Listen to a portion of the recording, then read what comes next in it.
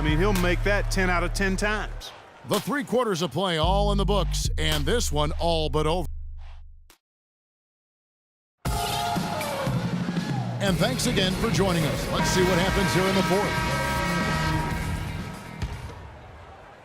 4th. The Cavaliers leading by 22. Beasley out there with Oden. Then there's Arroyo. Then there's Ricky Lido, and it's Booker in its small forward. That's the 5 for Cleveland right now. Shooting one.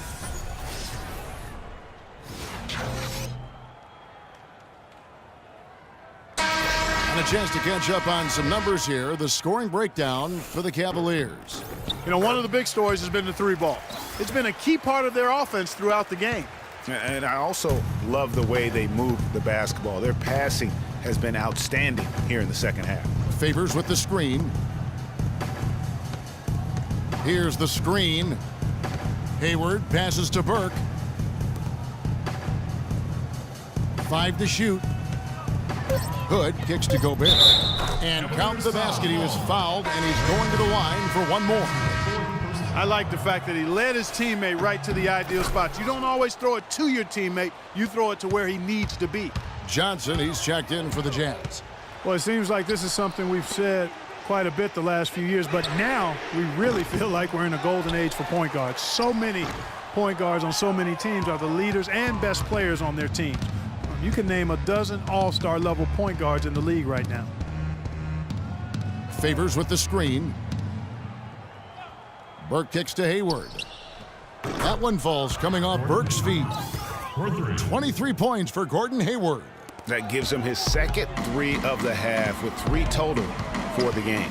To illustrate just how strong the point guard position is right now, Greg, in the NBA, just take a look at the point guards who did not make the All-Star team a season ago. Wow. You know, in both conferences, it's almost as if we're in the midst of a point guard renaissance for the NBA. I mean, MVP Steph Curry, Russell Westbrook, CP3 out west, John Wall, Kyrie Irving in the East. Boy, I could go on and on with the great players at that position. Gobert, the screen. Johnson in the corner. Wide open look. Count the bucket. Chris Johnson. The Cavaliers leading by 20. Second minute off the clock now in the 4th. Pass to Booker. For 3, Beasley. And another 3 for Cleveland. And they clearly are just destroying this group right now from the 3-point line. Yeah, and the defense knows it. I mean, they are fully stretched out trying to stop the 3-point shot and still haven't been able to do it. Johnson in the corner. And he can't answer back. The 3-pointer offline. That'll increase their rebound advantage. They've definitely been winning that battle on the board. You know what? No rebounds, no rings, and they've controlled the boards, and that's what's given them control of this game. Favors with the screen. Hayward outside. Fires from the line. Another shot. And the bucket counts, and he's on his way to the free throw line. Try to make it a 3-point play. Where's the box out? Some easy second chance opportunities there. Those kinds of mistakes drive me crazy and will absolutely derail a team's chance to win. Price is checked in for Rudy Gobert. Great outside shooting fueling this run.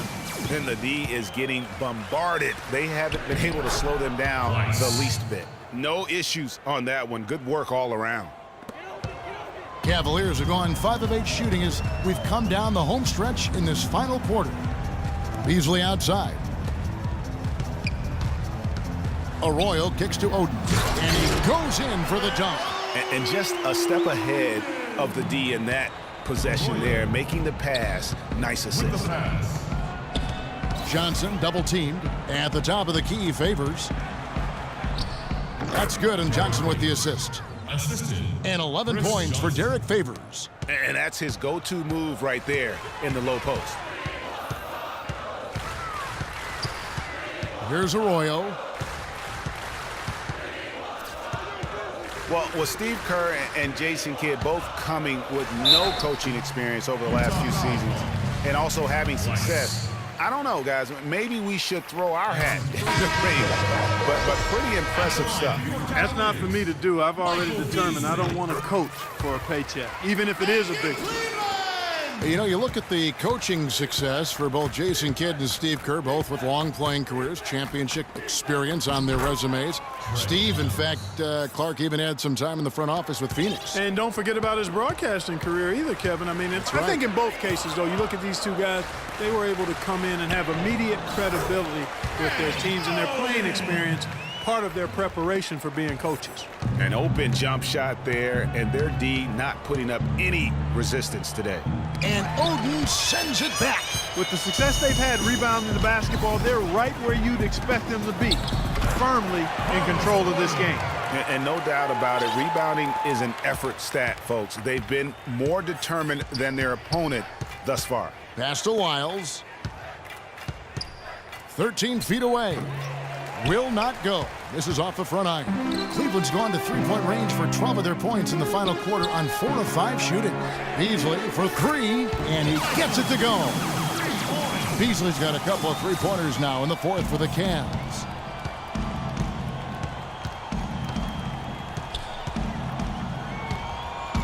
Nato, and Oden sends it back. Got a piece of it, and taken away by Johnson, and he gets the bucket. Some defensive breakdowns are starting to show up now. Their last 4 buckets allowed have come from very close range. Yeah, high percentage shots are what they are getting in terms of the attempts, and that's just not going to get it done. They've got to figure it out. And the Cavaliers call time here. Oh, look, league business clearly doing well. Franchises, values are skyrocketing, and a new TV deal kicking in next season as well. It represents the largest expansion of league revenues in history. Catching up on the changes for Cleveland. Hashim Thabit, he's checked in for Oden. James Ennis comes in for Michael Beasley. And Lance Stevenson subbed in for Booker. Utah also making some changes. Trevor Booker comes in for Lyles. And it's Exum in for Chris Johnson. And the NBA's TV deal paying about 3 times as much per year as the previous year. And it's changing the math as far as the salary cap and contract negotiations go. For the fans out there, don't get sticker shock. The players expect to share in these revenues. To the paint, here's Arroyo. Count the bucket, coming off a perfectly placed assist. Excellent ball movement there, guys. And that's keyed this run. Passing it with purpose, the D hasn't been able to keep up. Down low, Pleiss laid in with a nice touch off the glass. And he placed that pass out in front of him and let him just run into it in rhythm. Here's Arroyo. So the whistle blows on the shot, and 2 free throws for the contact right there. That's his second. That free throw, no good. At the line for your Cavaliers, Carlos Arroyo. And he sinks the second.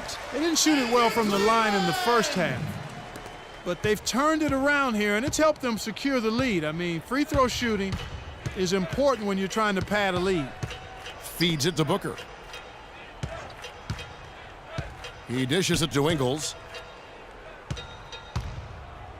Exum with a wide open look. No good on the 3. And a big lead for them on both the scoreboard and the backboard thus far. Yeah, rebounding has been a big key in this one, Greg. They've asserted their will and have taken control on the glass. Utah's gotten just 1 of 4 three-pointers to go down for them here in the 4th. There's the pick. The pass to Booker. Dishes it to Ingles. 2 minutes remaining. Off the pick. And it's good off the back of the rim and in. And he came off that screen, and the D just didn't get over the top of it. Yep, weren't there in time enough to challenge Greg, and when that's the case, you can mark those up for him. Timeout called, Cleveland. They're up by 31. 1:57 left in the 4th quarter. You know, one thing we saw a lot of last season during the playoffs was the Hack-a-Shack plan, pretty much purposely fouling a poor free throw shooter. A lot of different opinions on it, as it wasn't fun to watch for the viewers, but many feel it's a legitimate part of the game if it works. Looking at who's out there now for the Cavaliers. Smith checked in for Hashim Thabit. Anderson comes in for Carlos Arroyo. And it's Booker in for Ricky Lito. And it's Exum at the elbow. Shot from 12. Here's Ingles. His three-pointers off the mark. The Hack-a-Shack or the Hack-a-Jordan or the Hack-a-whatever being a focus of the playoffs last season. We saw it up close and personal. It opened up a debate, Greg, on whether or not it should be allowed. What do you think? You know, it's a touchy subject. I remember last summer, or spring, I should say, the commissioner touched upon it. You know, one of the concerns is, do you want to change a rule for an entire league when it basically affects two players? And so it's something that you got to be sensitive to. But to your point, the fans don't want to see that ugly style of basketball. It's boring. It slows the game down. They've been doing a great job of sharing the ball. Excellent display of team play. And guys, Sade comes to mind for me because right now that offense, it's a smooth operator. Sade, I like that, Greg. Jazz shooting fairly well in the fourth, around 48%. And so it's going to end up in the record books as a blowout, a dominating performance for the Cavaliers. And this was one that never really was in doubt, I thought, Stephen Clark. An all-around dominant performance. Clark, and you kind of thought that maybe even going into the game. I certainly did, and they just cracked it open and made it an in-seat. No contest. Yeah, I like that. And now, for the year, this is going to take them to 7 wins. And so they'll take the first game of the season series, a team they'll only see twice. They're certainly happy to start it off with a win. And that next meeting, Greg, will be their second and final game of the season series, being in opposite conferences. So you bet nobody wants to get swept even in a 2-game season series. So I think the next game will be hotly contested. No good from Booker. Nato, defended by Anderson.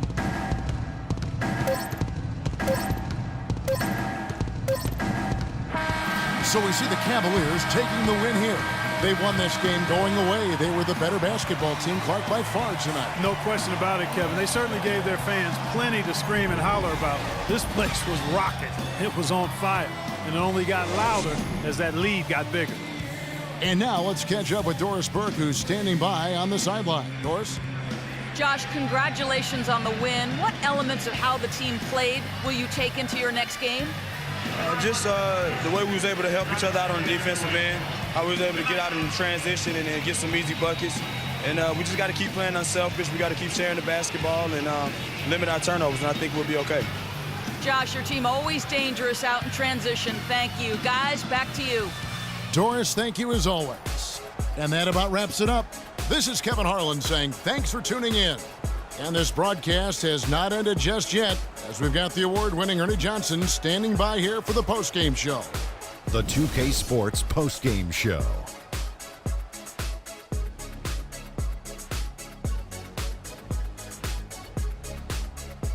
Kevin, much appreciated. And now let's move on to our Jordan Player of the Game.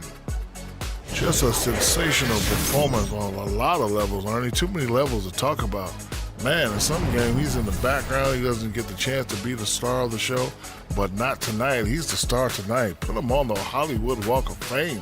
He was dead on from the field tonight, guys. I'd call his performance economical because there was no wasted opportunities. He took advantage of every good look he got. I mean, everything he put up was going in. And that brings us to the end of our broadcast for this evening. For Kenny Smith, Shaquille O'Neal, Kevin Harlan, and our illustrious 2K Sports crew, this is Ernie Johnson saying good night, and we'll see you again soon, but not soon enough.